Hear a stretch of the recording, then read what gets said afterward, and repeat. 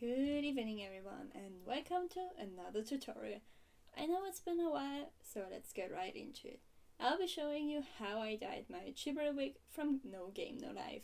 Of course, you can also use this as an inspiration for other dyeing jobs. First up, what you need. I used Rich Dye More for synthetic fibers. It's important that it's for synthetic fiber because wigs aren't from natural fiber. I used these 5 colors. First up, I used the base white wig. It's a super long wig, as you can see here. It's not an Arda wig. I do think it would have worked a lot better with one though. First up, we comb through the wig to make sure there are no knots and to get a smoother result. This is going to take a while because again, this wig is like 1.5 meters long, which is almost my size. If you comb a wig, always make sure that you start at the bottom and work your way up. Once we have that ready, we are going to split the wig. I referenced this Arda wig tutorial here, but you can also just watch me do it. I picked out where I wanted to split the wig. This is because the back part of her hair is more purple and not with the other colors, so we're gonna split that. Make sure you cut between the wefts and that you don't cut the hair itself, only the cap. We're going to sew them in again later at the end. Personally, I made the back part like maybe 1/3 of the whole wig. If you aren't sure how much you want of the color or how you want to split it, it's best to put it on and mark it. Then we are going to give it a little bath. If you dip your wig into cold water before dyeing, the color will stick more nicely and more evenly. It doesn't have to be freezing cold, but on the cooler side. As you can see, I just dip it in, make sure it's wet, and then rinse it out so that it's not like soaking. We are going to start with the pink color. Pink is going to be the most used one, so we're going to use more of this dye than the others. The color is called Super Pink, and again, it's Rich Dye More. Make sure you read the instructions on the back and then prepare your pot accordingly. I made sure to wear gloves because the color is pretty sticky and I didn't want my hands to get super dirty, especially if I have to go to work on the next day. I didn't want to have rainbow hands. First up, you give the bottle a good shake. I might have overdone it a little bit. And then you carefully open it. There is a little plastic lid, so I put on my gloves a little too early. Make sure the water is boiling first before adding the dye. I put in 2 whole bottle caps because the pink is super intense. I think the pink and the purple were the most intense colors. In comparison, the blue was really weak. I made sure to put down paper towels and other disposable things, not to make my kitchen really dirty. Then I took a little swatch. This is just some wefts from the wig, from the bottom of the wig, that I knew I didn't need or that wouldn't be bothering anyone if they weren't there. You can see it's just a little strand. I'm taking out my phone to measure the time, how much I need to get the color I want. And when I was satisfied with the little swatch, I decided to go for the big wig. I am wearing the wig like a scarf because it's just so long that it would dangle around and bother me else, or it would hit the floor and that wouldn't be very nice either. Here is a zoom to the little swatch, and now we're going to dip the wig on the top down, as you can see here. Again, I'm wearing it like a scarf, so it doesn't bother me. At the beginning I was very careful. Later on I got a little bit wider with the dipping and the swirling. It's really important to dip and swirl around a lot because it makes the dye stick better and also makes sure that your result is more evenly spread across the wig and not just on one part. For the pink, I let it rinse and dip and whatever for around 5 minutes. I think it was a little bit more than 5, especially on the top, but not so much on the little dip that was only very quickly made. You can already see the slight dip dye it has. That's also a nice part of the dipping. You can have the fade out a little bit easier. Now that we have dipped it more than enough, we can rinse it out. For this we're also going to use a cold water bath. As you can already see, the water turns pinkish. This is fine. We're just simply going to rinse it off until the water doesn't get any pinker. It's best to do it on the running water. I forgot to unplug my sink, but it worked either way. Also, even after dipping it and taking it out, if you realize the color isn't deep enough, you can simply re-dip it. You could just add more dye to your pot and dip the wig in again. Personally, I liked how it looked here. Sure, I knew the color is always a bit darker when it's wet. It will get a little brighter after this. Now our spliced small part is also going to get a little bit of pink. For the outer part it's just 1/4 pink, then yellow, green and blue, but the back part is more or less evenly split between half of pink and half of purple.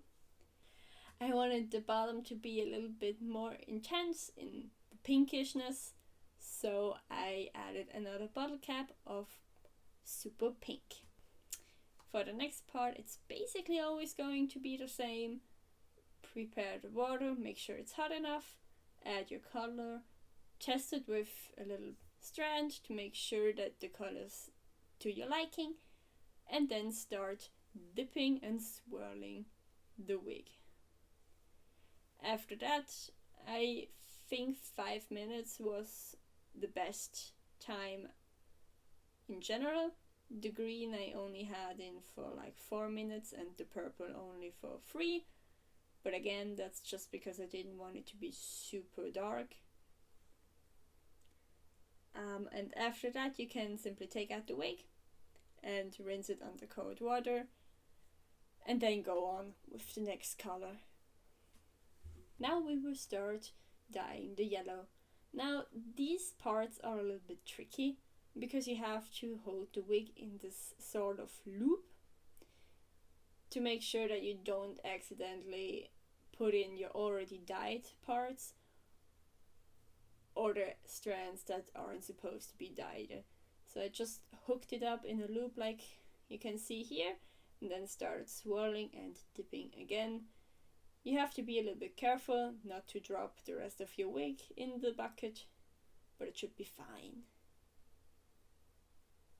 Yellow was 2.5 bottle caps because I figured that yellow wouldn't be this intense as the other colors, which I think was a good decision.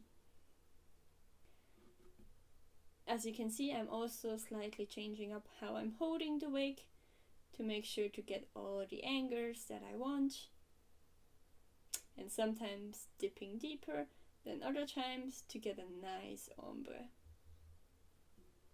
I didn't film the rinsing part this time, but you can already guess that. Now for the green, I took 2 bottle caps but I think I actually used more water than the other times. I think I did, to make sure the storing of the bottles was okay, I put them in little plastic bags, so in case I didn't close the lid enough, it wouldn't spill everywhere and make everything dirty.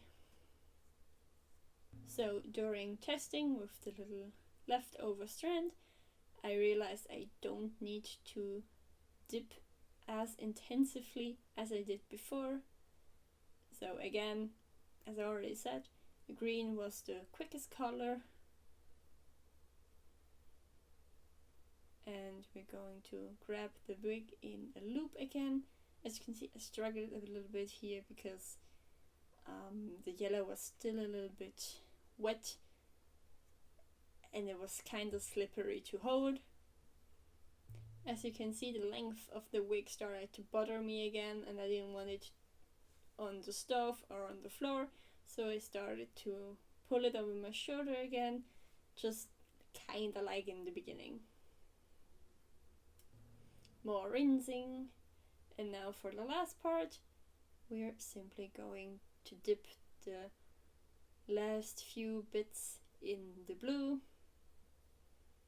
The blue is more turquoise than blue actually, but I kinda like the touch of it, so I'm just going to leave it like that. After rinsing out the top part of the wig, we can now focus on the bottom part. As you can see, around half of the wig is still white. This is all going to be purple. For purple I used 1.5 cups. Again, purple is a very intense and dark color, and the wig of Jibril always has these pastel kind of vibes, and I wanted to keep it that way. Again, dipping, swirling, whatsoever. You know the drill by now. In the end, we're going to put the finished wig inside cold water, kinda try to like straighten them out a little bit under the water, and then we're going to put them on a nice towel. I used a bath towel because they're the most water absorbent there are, and then let it dry overnight. As you can see, I kind of separated the strands to make sure the wig dries a little bit faster and that it doesn't knot too bad. After a whole night of drying, we can now sew the wig back together. I know the video quality is kinda bad now. I had to sew it on our dining table, and yeah. Anyway, I'm using like a back stitch, but honestly any stitch that just holds it together nicely is going to be okay. I kinda used like a crisscross kind of stitch, but I think there are plenty of tutorials on that a little bit better. As you can see, it's a little bit rough and you can see the lines were sewn through, but I also went through like 3 times so that it doesn't rip apart. And now that it's back together, we can do our first try on. Now, please bear with me, I was too lazy to put on a wig cap and anything. We're almost done now. To make brushing and styling a little bit easier, we're going to give the wig a nice soak in fabric softener. The bath is supposed to be a little bit warmer than room temperature, not burning hot or anything, but warm. I used 1 bottle cap of fabric softener, but I'm not sure if that's like an international measuring size, so just go with what you feel like.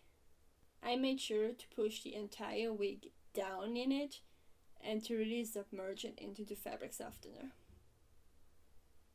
Again, I let this stay overnight. It wasn't that long, but it was still roughly 8 hours. This is the wet wig. I am no longer going to film it because I because I used my filming tripod to put the wig on. Because it's so long, I didn't have anything else high enough. But what we're going to do now is basically comb through the entire wig, which is now softened, do the fabric softener. Again, we're always going to start from the bottom to the top, and there we go. Woo, magic! This was so fast. It was really not. This was the most intense part of the wig styling, just combing through this long, voluminous hair. But we did it. We did it. Last up are the bangs, and there we go. That's the finished wig. Well, it's not finished. We still have to style it, but that's for another part, if I do one. Or if not, the styling is really basic. But yeah, I just wanted to show you how I dyed. And I really love these ombre effects. I especially love the yellow to green to blue. It's so soft. And here you can see me wear it, although I did struggle a little bit with my very small height and showing it off on camera. If you're interested in more tutorials, just leave a comment with what you want to see, or if you want to see more. I'm always excited to read what you want to hear and see, but I'm sure I'll make a new tutorial someday. So make sure to follow and activate notifications so that you're up to date. That's it from me. Until another time. Bye bye.